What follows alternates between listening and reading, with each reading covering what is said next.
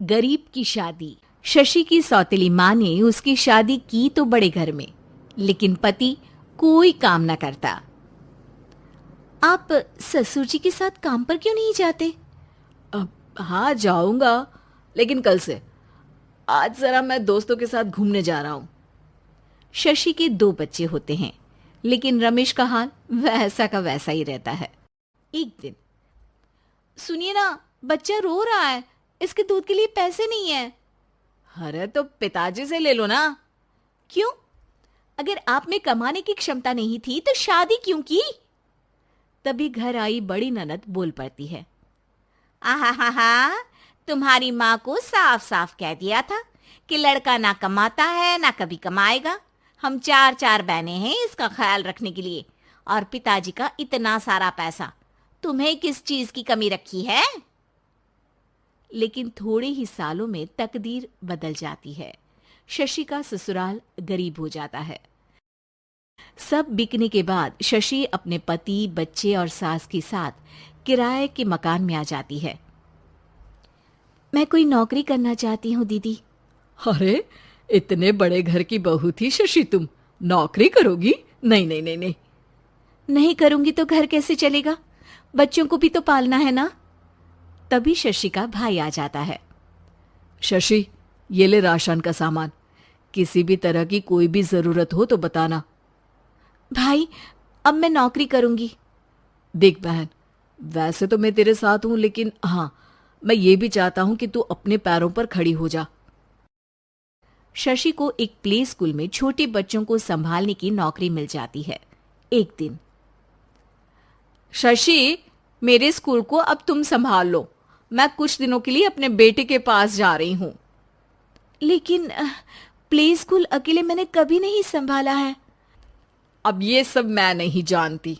इतने महीनों में तूने जो देखा, बस पूरे आत्मविश्वास के साथ उसे करना। शशि नीलम के जाने के बाद पूरे 1 महीने उसका स्कूल अकेले संभालती है, और फिर एक दिन आता है जब वो अपना खुद का स्कूल भी खोल लेती है। वाह शशि, तुमने आज मेरा सर गर्व से ऊंचा कर दिया। तुम्हारा यही आत्मविश्वास तुम्हें बहुत आगे ले जाएगा। नीलम, बहुत आगे जाने की चाह नहीं है, बस ये छोटा सा स्कूल मेरे बच्चों की अच्छी शिक्षा में मेरी मदद करे, यही मैं चाहती हूँ। शशि थोड़े थोड़े पैसों से ही अपना परिवार पाल रही थी। एक दिन उसके घर उसकी बड़ी ननद आती है। अरे भाभी, घर में कूलर तो लगा लेती, मेरी माँ को कैसे पंखे में लिटा रखा है।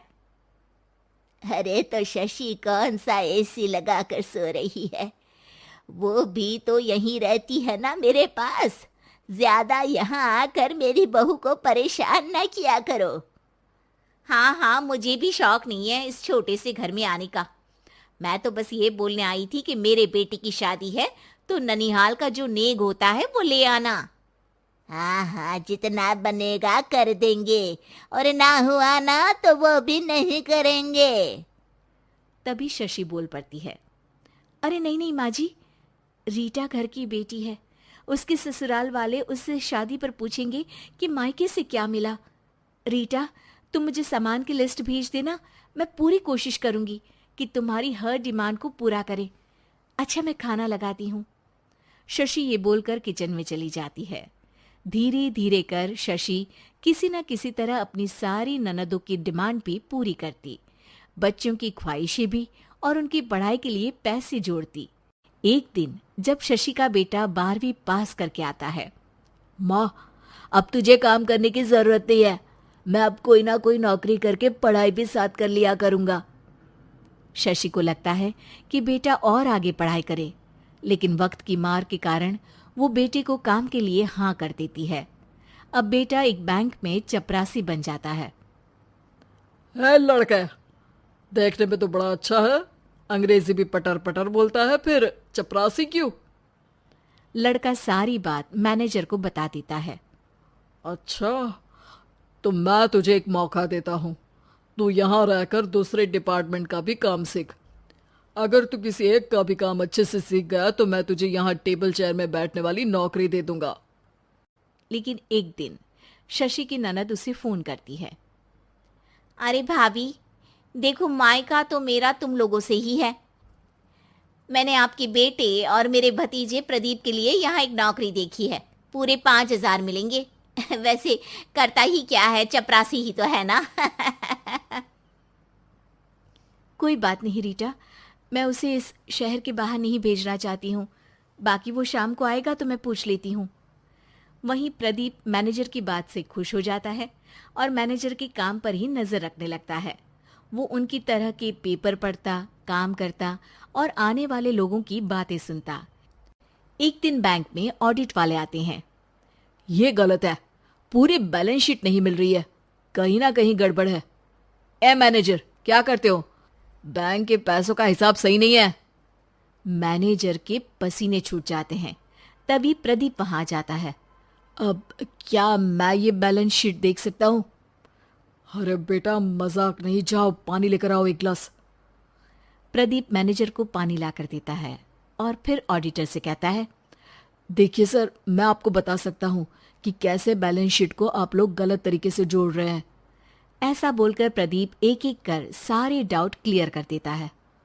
अरे हाँ, ये तो पॉइंट हमने देखे ही नहीं थे। गुड, कौन है ये बच्चा? तभी मैनेजर बोल पड़ता है, अब हमारे यहाँ अकाउंट में नया आया है। ऑडिटर के जाने के बाद, वाह प्रदीप, आज तो तुमने मेरी नौकरी बचा ली। और आपने भी तो मेरी नई नौकरी लगा दी, अकाउंटेंट की। बस फिर क्या था, प्रदीप ने एक बार जो सफलता की सीढ़ी चढ़ी, बस चढ़ता ही चला जाता है।